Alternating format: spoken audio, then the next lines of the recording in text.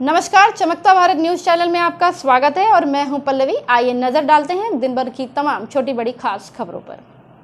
और अब खबरें विस्तार से। पुलिस की भेष में डकैती की योजना बना रहे 6 अपराधियों को जमशेदपुर पुलिस ने धर दबोचा। इनके पास से पुलिस ने हथियार, 2 जिंदा कारतूस, पुलिस की 2 वर्दी समेत 4 पहिया वाहन और 7 मोबाइल फोन जब्त किया है। गिरफ्तार अपराधियों में एमजीएम थाना क्षेत्र का रमेश महतो, सीताराम डेरा थाना क्षेत्र से प्रभाष मुखर्जी, बिरसानगर थाना क्षेत्र से बबलू लोहार और रांची के मनीष सिंह, अमृतलाल सिंह और महेश सिंह शामिल हैं। इस संबंध में प्रेस वार्ता कर आयोजन किया गया और जिले के एसएसपी ने बताया कि विगत 19 नवंबर को पुलिस को गुप्त सूचना मिली कि 6 अपराधी मिलकर सर्किट हाउस में एक व्यवसायी को निशाना बनाते हुए उनके घर पर डकैती की घटना को अंजाम देने वाले हैं।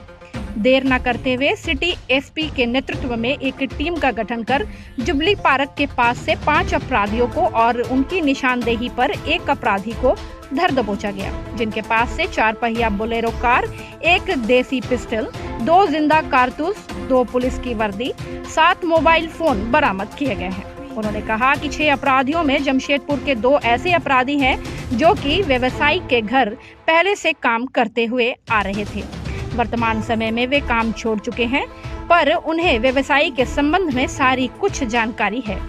इस जानकारी के आलोक में उनके द्वारा डकैती की योजना बनाई गई, जिसमें उन्होंने अपने साथ जमशेदपुर से ही एक अन्य अपराधी को जोड़ा और फिर रांची से 3 अपराधियों को जोड़ा। उन्होंने कहा कि गिरोह के द्वारा तय किया गया था कि छठ पूजा के दिन जब पुलिस व्यस्त रहेगी तब पुलिस के भेष में व्यवसाय के घर में प्रवेश करते हैं और फिर डकैती की घटना को अंजाम देते हुए इससे पहले ही पुलिस को भनक लग गई और पुलिस ने इन अपराधियों को धर दबोचा। उन्होंने कहा कि जमशेदपुर पुलिस के लिए यह एक बड़ी सफलता है। देखिए, दिनांक 19/11/23 को इस प्रकार की एक गोपनीय सूचना प्राप्त हुई थी कि कुछ लोग आपस में मिलकर सीएच एरिया में रहने वाले एक व्यवसायी के यहाँ लूट की योजना बना रहे हैं। उसको लेकर पुलिस अधीक्षक नगर की नेतृत्व में एक टीम का गठन किया गया और उस टीम के द्वारा छापेमारी करते हुए जुबली पार्क के पास से कुल 5 अपराध कर्मियों की गिरफ्तारी की गई है और उन अभियुक्तों के बयान के आधार पर एक अन्य अपराध कर्मी को भी गिरफ्तार किया गया है। तो कुल मिलाकर 6 अपराध कर्मियों की गिरफ्तारी हुई है और उनके पास से घटना में प्रयुक्त किया जाने वाला एक 4 पहिया वाहन, 1 देसी पिस्तौल,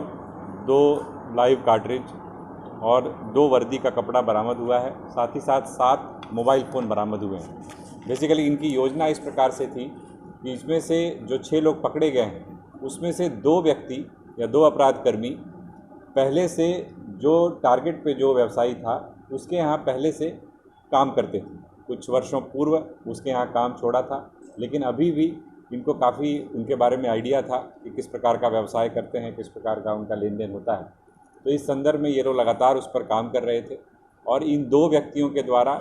एक अन्य व्यक्ति से संपर्क किया गया जो जमशेदपुर का ही रहने वाला है और उसके द्वारा फिर बाहर के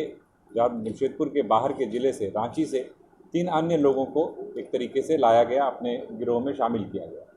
और इन सभी ने योजना बनाई कि ख़ास तौर पर छठ के दिन जब कहीं न कहीं व्यस्तता प्रशासन की विधि व्यवस्था को लेकर के ज़्यादा रहती है, तो उस मौके का फ़ायदा उठाते हुए इस घटना को अंजाम देने का एक षड्यंत्र, एक आपराधिक षड्यंत्र इन लोगों के द्वारा बनाया गया। लेकिन पुलिस को ससमय इसकी सूचना मिली और उस सूचना के आधार पर पुलिस अधीक्षक नगर के नेतृत्व में बनाई गई टीम के द्वारा सफलता हासिल करते हुए इन 6 अपराध कर्मियों की गिरफ्तारी की गई। में एक और बात सामने आई कि जो अपराध कर्मी थे उनके द्वारा जो योजना बनाई गई थी वो योजना ये थी कि पुलिस की वर्दी भी इनके पास से बरामद हुई है कि पुलिस के भेष में जाकर के वो एंट्री लेंगे घर के अंदर में और उसके बाद वहाँ पर लूटपाट की घटना को अंजाम देंगे। और ऐसा 1-2 मामले ऐसे पहले भी ज़िले में रिपोर्ट हुए हैं, प्रतिवेदित हुए हैं, जहाँ पर कि किसी अन्य एजेंसी का, पुलिस का या फिर किसी अन्य एजेंसी का भेष धारण कर करके इस प्रकार की आपराधिक घटना को अंजाम दिया गया और इसी प्रकार की एक कोशिश ये भी थी जिसको कि ससमय पुलिस के द्वारा